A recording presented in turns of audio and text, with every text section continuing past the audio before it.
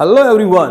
So today in this class we are going to learn three exception to conditional type 1. Yes guys, you have been taught so many times that you have to make conditional sentence type 1 with this format. Initially you have to use if, then. With if clause you have to make a sentence using present formation. It means present tense. That's true, isn't it? Then we have to make another sentence using will. Got it guys? तो यही तरीका है conditional sentence type 1 बनाने का. If के साथ वाला sentence present form में और दूसरा सेंटेंस जो बचा हुआ है वो विल के साथ. जैसे कि अगर मैं आपसे बोलूं कि अगर वो मुझे कॉल करेगा तो मैं उसकी मदद कर दूंगा, तो कैसे बोलेंगे ये sentence? If he calls me in present formation. If he calls me, I will help him.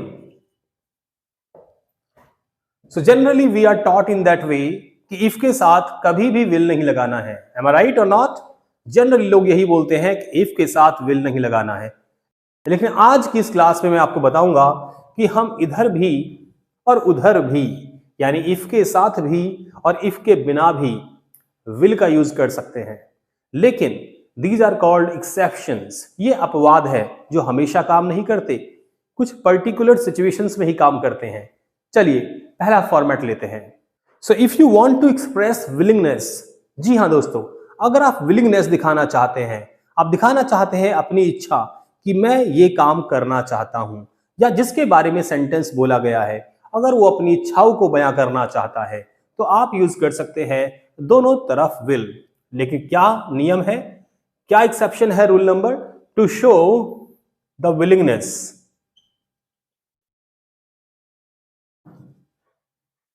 आप विलिंगनेस दिखाना चाहते हो, जैसे कि आपने कहा अगर आप मेरी मदद करोगे तो मैं ये काम जल्दी खत्म कर लूंगा. यहां पे वो इंसान आपकी विलिंगनेस चाहता है, वो आपकी इच्छा के बारे में पूछ रहा है कि अगर आप मेरी मदद कर देंगे तो मैं ये प्रोजेक्ट जल्दी खत्म कर दूंगा, मैं ये काम जल्दी खत्म कर दूंगा. गॉट इट और नॉट? तो आप बोलेंगे इस सेंटेंस को अंग्रेजी में कैसे? If you will help me, I will finish my work faster. Okay, you can see in this sentence, if you will help me, I will finish my work faster. Got it or not? तो इस तरह से हम use कर सकते हैं ये format. Let's take one more example. अगर वो मुझसे माफी मांगेगा तो मैं उसे माफ कर दूंगा. अगर वो माफी मांगेगा तो मैं उसे माफ कर दूंगा. If he will apologize, I will forgive him. तो यहां पे you can see हमने दोनों तरफ will का यूज किया है, यहां भी हमने दोनों तरफ will का यूज किया है. You got it? तो जब भी हम दिखाना चाहते हैं अपनी विलिंगनेस तो हम यूज कर सकते हैं दोनों तरफ will का, और ये सेंटेंस बिल्कुल भी गलत नहीं होगा.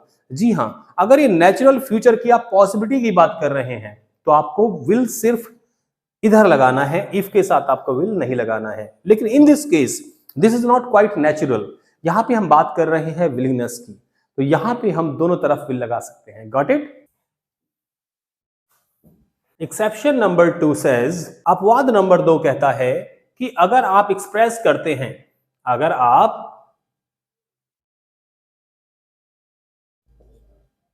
जी हां, अगर आप अपनी डिटर्मिनेशन कि अगर ये करूंगा तो ये हो जाएगा, अगर तुम ये करोगे तो पक्का ये हो जाएगा, उस कंडीशन में हम दोनों तरफ will लगा सकते हैं टू एक्सप्रेस योर डिटर्मिनेशन.